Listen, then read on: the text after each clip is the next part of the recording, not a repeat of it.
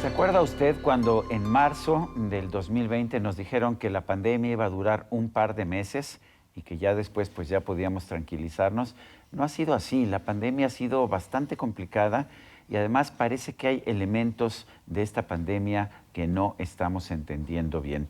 Yo quiero agradecer la presencia en este programa de una persona que entrevisté hace algún tiempo ya, hace un par de años de hecho, precisamente sobre la pandemia, que nos dijo algunas cosas que iban a suceder. Había gente que se sentía muy incómoda con estas predicciones. Es el doctor José Luis Mateos. Él es coordinador de investigación del el Centro de la Complejidad. De Ciencias de la Complejidad. Centro de Ciencias de la Complejidad de la Universidad Nacional Autónoma de México. Porque la pandemia, José Luis, es un sistema complejo, ¿no es así? ¿O funciona como un sistema complejo? Desde luego, es un ejemplo paradigmático de un sistema complejo. Un sistema complejo es aquel que tiene muchas variables, que es no lineal, es muy difícil o imposible de predecir con precisión, y está fuera de equilibrio y es un sistema dinámico que evoluciona, y entonces es el típico paradigma de un sistema complejo. Hace 2 años nos dijiste en este espacio que cerrar la economía no iba a ayudar a que esta enfermedad se detuviera. Y lo que dijiste es algo que para mucha gente era casi como un insulto, como una agresión. Y es que teníamos que alcanzar una inmunidad grupal, una inmunidad de rebaño, así se le dice, para que realmente pudiéramos superar esta situación. ¿Cuál ha sido el resultado en estos 2 años y medio? Efectivamente, bueno, yo recuerdo bien que hace 2 años, en 2020, estuvimos aquí sentados tú y yo, hablando de esto, en otro contexto, y la narrativa dominante de esa época, hace 2 años, era cuando se hablaba de aplanar la curva y que los humanos y los que estuviéramos sanos teníamos que sacrificarnos para salvar al sistema de salud, ¿no? Eso empezó en Europa y luego se propagó por todo el mundo. Yo entiendo que el sistema de salud es para salvarnos a nosotros, no nosotros al sistema de salud. Entonces fue muy sorprendente la reacción en muchos sentidos de lo que ocurrió. Yo siempre estuve, pues por un lado sorprendido y muy en desacuerdo porque tenemos ciertas experiencias de epidemias y pandemias pasadas. En primer lugar, y lo dije en ese entonces y lo he dicho siempre, nunca hemos podido controlar una pandemia. Nunca se ha logrado detener. Nunca se ha logrado detener y por definición cuando la pandemia ya se vuelve global, pues ya es incontrolable. Ahora puedes aminorar algunos efectos de dicha pandemia si haces unas estrategias sofisticadas. Por ejemplo, las estrategias que se empezaron a realizar al inicio de seguimientos de contacto, de redes de contacto, en donde tú vas, por ejemplo, identificando personas que entran en contacto con alguien infectado, puede dar resultados en un inicio de una pandemia. Eso lo sabemos muy bien. Yo trabajo con los modelos de epidemiología y también las redes, en particular las redes de contacto, y eso lo hago antes de que empezara esta pandemia. Ese es un tema interesante, complicado de analizar, y que en un inicio puede ser importante. Se empezaron a hacer esos estudios y realmente fallaron en el sentido de que no fue suficiente para detenerla.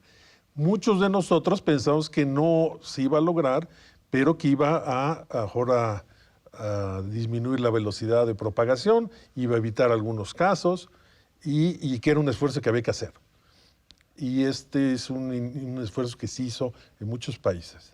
Ya nadie está hablando de eso porque como no tuvo el efecto tan esperado en el inicio, pues luego entramos a una segunda etapa y una tercera etapa de la pandemia. Déjeme recordar una cosa que pasó y que discutimos aquí precisamente hace 2 años. Algunos países tomaron decisiones muy estrictas contra la pandemia, encerraron a la gente. En China te pegaban de palos si salías a la calle. En Italia, en España te detenía la policía. Luego hubo países como Suecia que dijeron, no, pues sí que se usen mascarillas, que la gente se proteja, que se mantenga una sana distancia, pero no restringieron las libertades. ¿Cómo les fue a estos países que asumieron estas estrategias diferentes? Sí, recuerdo que lo hablamos en aquella ocasión y comentamos el caso de Suecia. Y yo cuando hablaba bien o mencionaba incluso La palabra Suecia se me venía encima porque Una reacción casi emocional, era ¿no? es muy emocional, igual que otros temas polémicos, y se vuelve algo muy visceral, muy emocional, y hay que a veces tener la cabeza fría un poco. Ahora, si yo veo las cifras de Suecia, digo, no es el país con mejor desempeño en la pandemia. Digo, claramente algunos países asiáticos tuvieron menos daños, pero Suecia está bastante mejor que otros países de Europa que sí cerraron su economía, que cerraron escuelas, etcétera. Sí, yo creo que o sea, lo que hizo Suecia fue decir, bueno, tenemos una pandemia, es una política muy racional y no es que no hayan hecho nada. Dijeron, bueno, esto después de unos meses quedó claro que iba a afectar más a los adultos mayores, a la población mayor de 70, 80 años, y entonces concentrarnos ahí. Cometieron algunos errores, igual que muchos otros países, de evitar que el virus accediera a asilos de ancianos, por ejemplo. Recuerdo que el principal número de muertos allá en Suecia fue precisamente en asilos de ancianos. Y también pasó en otros países, pero en Suecia pasó. Y reconocieron esos errores. Pero digamos, la apuesta fue que no iban a parar del todo la economía, que iban a básicamente informar a la gente y que la gente decidiera en libertad. Nunca cerraron restaurantes, No, de eso hecho no. ni bares tampoco, sí. ¿No? Y obviamente disminuyó pues, digamos, la cantidad de gente que asiste Sí. al teatro, al cine. Digamos, si estás en medio de una pandemia que tiene un riesgo considerable, pues a lo mejor invitas amigos a tu casa en vez de ir a un restaurante. Ahora- O no vas al cine y ves las películas en tu casa. Entonces, de forma natural la gente se restringe. Protege, sí. Se restringe. En China ahora hay una política de cero COVID. ¿Se puede mantener una política así? Uy, eso es gravísimo. Cuando hablas de cero COVID o cero lo que sea, ¿no? Claro, es el mundo ideal, pero el mundo es mucho más complejo y llegar a un cero COVID puede tener un costo enorme. Entonces tú tratas de tener una cota mínima o reducir al mínimo factible, pero es una cosa de costo-beneficio. Vas a paralizar a la vida de, por ejemplo, billones de seres humanos, o bueno, miles de millones de seres humanos en este planeta para tener cero COVID. Es muy importante entender una cosa. Este coronavirus es el séptimo que ingresa a los anteriores 6 que estaban ya en la especie humana, que han venido desde el 2001, 2003, 2013, con otras pandemias, como el MERS, el SARS. Este virus se llama SARS-CoV-2 porque había un SARS-CoV, Así es. o SARS-CoV-1, llamémosle. Hay otros 4 que venían desde los 60, 70. Entonces, este es el séptimo coronavirus. Y llegó para quedarse. Entonces, no lo vamos a poder erradicar. La única enfermedad que hemos logrado erradicar es la viruela, que se hizo en 1979. Y aún así no ha desaparecido Y completamente. está totalmente erradicada. ¿Así? ¿Ya no hay No, nada de viruela? erradicación es que ya el último caso, que fue uno de los últimos casos, una niñita en la India, finalmente la detectaron, sobrevivió y es el último ser humano Que tuvo viruela. que tuvo viruela, entonces es el gran logro. Pero es el único caso, por ejemplo, el polio o muchas otras enfermedades que existe la vacuna, igual hay vacuna contra la viruela, puedes hacer que disminuya muchísimo con el polio, pero puede empezar a resurgir en cualquier momento. Entonces, lo mismo va a pasar con el SARS-CoV-2, con el COVID-19. Nos vamos a tener que habituar a tener COVID una vez al año, una vez cada 2 años, como pasa con la influenza, con la gripe. Sí, exacto. Es un virus que provoca enfermedades respiratorias y está muy ligado a la temperatura, a las estaciones. En invierno es cuando surgen y es cuando empiezan los problemas con la influenza estacional y los otros coronavirus, que son parte, es como todo un cóctel. Y a veces no hemos oído mucho hablar de los coronavirus, porque esos 4, 5, 6 son parte de ese cóctel que llamamos en términos genéricos el flu. Y están ahí. Este nuevo virus, después de varias oleadas, pues se va a convertir en eso, o ya estamos ahí. Lo que nos va a ir sacando de este asunto es la inmunidad natural, por un lado. Por otro lado, la inmunidad generada por vacunas. Las vacunas han sido un gran logro y un gran éxito. Y yo creo que ha sido algo esencial para acelerar la salida de esto. Pero todas las epidemias duran 2, 3, 4 años. Como decíamos en esa entrevista hace 2, y por ejemplo, regresando al caso de Suecia, yo te decía, bueno, es que hay que esperar, es como el fútbol, es el segundo tiempo, vamos a esperar el segundo tiempo, que será en 1 año o 2, pues estamos ahorita ya a lo mejor en la mitad del segundo tiempo, o a lo mejor el inicio, no lo sé.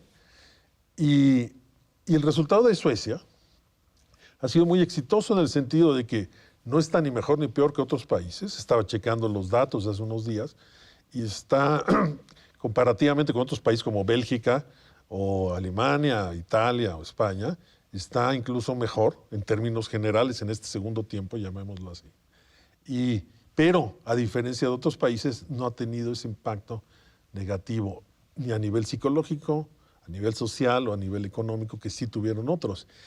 Para decirlo más claramente, a lo mejor estos encierros, estos lockdowns que han tenido un efecto brutal que estamos empezando apenas a ver, pues no nos han servido de mucho y sí nos han generado problemas que nos podíamos haber evitado. ¿Cuáles son las principales lecciones de esta pandemia que, como dices tú, todavía no desaparece, aunque ya las cifras de mortalidad son muy inferiores? Sí, yo creo que se generó un miedo que es natural, por un lado, pero en otra parte está muy exacerbado y es muy alarmante. Por ejemplo, ahorita en México puede haber algunas fluctuaciones, yo no hablaría de una nueva ola, pero hay repuntes, le podemos llamar repuntes, en casos, no así en defunciones o en muertes. Sin embargo, la gente empieza otra vez si está un poco relajado, empiezan otra vez por una presión social, curiosamente, de tus pares, a cuidarte más, a usar más el cubrebocas de nuevo, a no salir. Y entonces a mí lo que me preocupa es que vuelvan a empezar a cometer los mismos errores de hace 2 años. Por ejemplo, a los niños que sabemos afortunadamente que no les afecta tanto como los mayores, que empiecen a cerrar escuelas o empiecen a restringir otra vez libertades.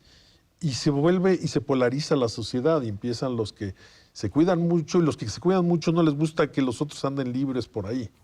Les molesta mucho, entonces empiezan a presionar para que... Este año estuve una vez en Estados Unidos y una vez en Europa. Ahí ya nadie usa mascarilla. Aquí en México, en cambio, se está usando mucho la mascarilla. ¿Qué opinas? En algunos contextos puede tener sentido. En lugares muy cerrados, por ejemplo. Transporte público, pienso yo. Puede ser en el metro. Estás en un elevador durante a lo mejor 1 minuto, pues a lo mejor no es mala idea ponértelo si estás muy, muy confinado. En el metro sobre todo. El tema de las mascarillas es yo creo que en términos generales puede ser de cierta utilidad. No para el virus, sino para las gotitas donde viaja el virus. Efectivamente. Bueno, hay un estudio en el que desde la Universidad de Texas, si no mal recuerdo, de varios investigadores, pero que fue el último estudio en el que participó Mario Molina, que decía que el 70% de los contagios eran por aire, no como la influenza por manos, de manera que estarse lavando las manos constantemente no necesariamente ayudaría tanto, pero lo que decía es que sí había una disminución radical cuando se usaba o una mascarilla, esto es una de las 2 personas en un contacto, o si los 2 usaban mascarilla, la disminución era todavía mayor. Sí, hay estudios de eso, hay otros estudios que no son tan favorables para las mascarillas, pero en términos generales puede ser una buena idea. Yo lo dejaría algo opcional. Y así ha ocurrido en México. Es un poco los criterios, que estamos como en una etapa híbrida. Y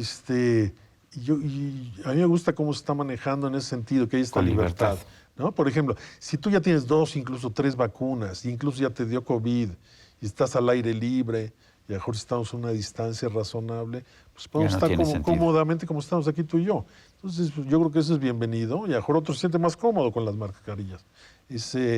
Pero se ha vuelto una convención social más que un tema de salud. Bueno, pues yo quiero agradecerte, José Luis Mateos, físico especialista en sistemas complejos, el haber reanudado esta conversación. Hay veces que hay que tener las conversaciones en dos momentos diferentes y eso es lo que quise hacer. Yo creo que es una gran idea y para mí es un honor estar aquí de nuevo contigo, mi Gracias, estimado José Luis. Sergio. Y a usted, amigo, que al vernos y escucharnos hace posible este programa, se lo agradezco también. Esto es todo por hoy, pero no se lo olvide. Nos vemos la próxima.